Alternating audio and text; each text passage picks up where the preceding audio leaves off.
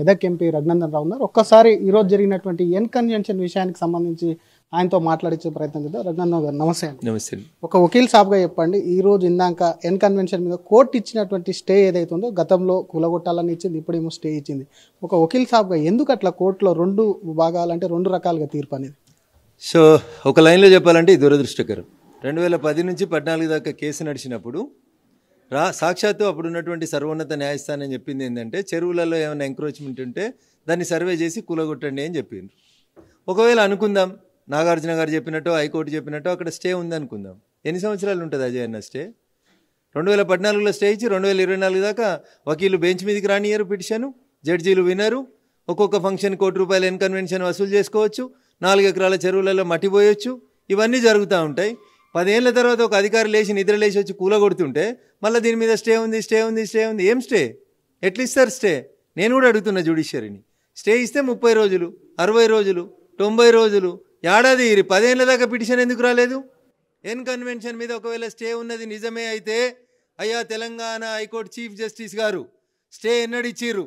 ఆ తర్వాత ఆ రోజు నుంచి ఈ రోజు దాకా పిటిషన్ బెంచ్ మీదకి ఎందుకు రాలేదు? అది రాకుండా దొక్కిపెట్టిన వకీళ్ళు ఎవరు, రిజిస్ట్రార్లు ఎవరు? వాళ్ళ మీద యాక్షన్ ఇనిషియేట్ చేయాలి హైకోర్టు.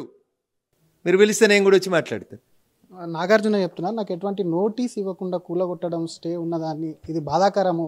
నాకు నిజంగా ముందే చెప్పింటే నేనే వచ్చి దాన్ని కూలగొట్టి దగ్గరుండి కూలగొట్టి ఇచ్చావని కదా అని చెప్తున్నారు హీరో నాగార్జున. ఈ శుద్ధులు మాట్లాడితే కొంచెం వెటకారంగా అనిపిస్తుంది అన్న.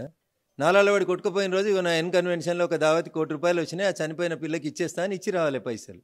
మీకు ఆ హృదయం లేదు. మీరు స్టే ఎందుకు తెచ్చుకున్నారు? సర్వే అయిందా కాలేదా ఎన్ కన్వెన్షన్ మీద? మీరు చెరువు కబ్జా చేసి కట్టిరని తహసీల్దార్ రిపోర్ట్ ఇచ్చిండా ఇవ్వలేదా? ఇచ్చినాక మళ్ళీ కొత్త దుకాణం ఏంది? స్టేకి ఎందుకు పోయినావు? ఇలా సన్నాయి నొక్కులు నొక్కుతున్నావు కదా, నాకు చెప్తే నేనే కూలగొడుతుంటాను.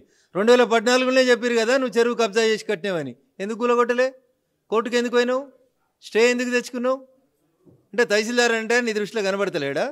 అంటే కేటీఆర్ నీ దోస్తు కాబట్టి, నీ అప్పటి కోడలు నీకు బ్రాండ్ అంబాసిడర్ కాబట్టి, కేటీఆర్ గారు రక్షణ ఇచ్చిరు కాబట్టి నెలకు 10 దావతులు చేస్తావు, దావతు ₹1 సంపాదిస్తావు, ఇంకా కోర్టు స్టే ఉందా? దొంగనే దొంగ అని అరిచినట్టు సుప్రీంకోర్టు క్లియర్గా చెప్పింది. చెరువులో కుంటలో ఏది కట్టినా ఎవరు కట్టినా నోటీసులు ఏం అక్కర్లేదు, ఇమీడియట్ కూలగొట్టమని చెప్పింది.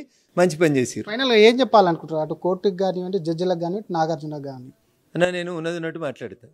ఉన్నది ఉన్నట్టు మాట్లాడేవాడు ఊరందరికీ శత్రువు అవుతాడు. నేను ఒకటే అడుగుతున్నా, 2014లో అదే ఆంధ్రప్రదేశ్ ఉమ్మడి న్యాయస్థానం హైకోర్టు దాని మీద సర్వే చేసి ఎంక్రోచ్మెంట్ ఉంటే తీసేయమన్నది. అనుకుందాం 6 నెలలకు నాగార్జున గారు పోయి స్టే తెచ్చిర్రు. 2014లోనే తెచ్చుకున్నాడు, 15లోనే తెచ్చుకున్నాడు. నేను మీ ద్వారా ఇలా హైకోర్టు చీఫ్ జస్టిస్ గారిని అడుగుతున్నా, 2015లో స్టే ఇచ్చినటువంటి పిటిషన్ స్టే ఎన్ని సంవత్సరాలు ఉంటుంది? ఎందుకు ఇనలేదు మీరు? ఎవరిది తప్పు? పిటిషన్ బెంచ్ మీదకి ఎందుకు రాలేదు? స్టే తీసుకుపోయి 10 ఏళ్ళు ఒక్కొక్కడు 100 కోట్లు సంపాదిస్తుంటే దేనికోసం కోర్టు? సుప్రీంకోర్టు ఏం చెప్పింది? చెరువులలో కడితే కూలగొట్టమని చెప్పిందా చెప్పలేదా? మీరు ఆత్మపరిశీలన చేసుకోవాలి. Thank you. ఇది అసలు 2014లో దానికి సంబంధించినటువంటి పిటిషన్ ఉంటే అప్పుడు ఇచ్చినటువంటి స్టే మీద ఇన్ని రోజులు బెంచ్ మీదకి ఎందుకు రాలేదు, ఎవరు దాన్ని నొక్కి పెట్టారు, రిజిస్ట్రారా లేకపోతే జడ్జిలా అని చెప్పి ప్రశ్నిస్తున్నాయి. మరొక గతంలో ఉన్నటువంటి బీఆర్ఎస్ ప్రభుత్వంతో దోస్తీ ఉంది కాబట్టి ఇన్ని రోజులు బెంచ్ మీదకి రాకుండా దాన్ని మేనేజ్ చేశారని చెప్పి కూడా రఘునందన్ ఆరోపిస్తున్నారు. మరొక పక్క ఖచ్చితంగా సుప్రీంకోర్టు ఆదేశాల ప్రకారం ఎవరు చెరువుల మీద అక్రమ నిర్మాణాలు చేపట్టినా దాన్ని కూలగొట్టాల్సిందే, ఎన్ కన్వెన్షన్ ఏమి దానికి వేరే కాదు అని చెప్పి కూడా మెదక్ ఎంపీ రఘునందన్ రావు అంటున్నారు. కెమెరామెన్ కోటితో శ్రీధర్, RTV హైదరాబాద్. మరిన్ని వీడియోస్ కోసం ఛానల్ ని సబ్స్క్రైబ్ చేయండి, లేటెస్ట్ అప్డేట్స్ కోసం వాట్సాప్ ఛానల్ ని ఫాలో చేయండి అండ్ లింక్ డిస్క్రిప్షన్ లో ఉంది.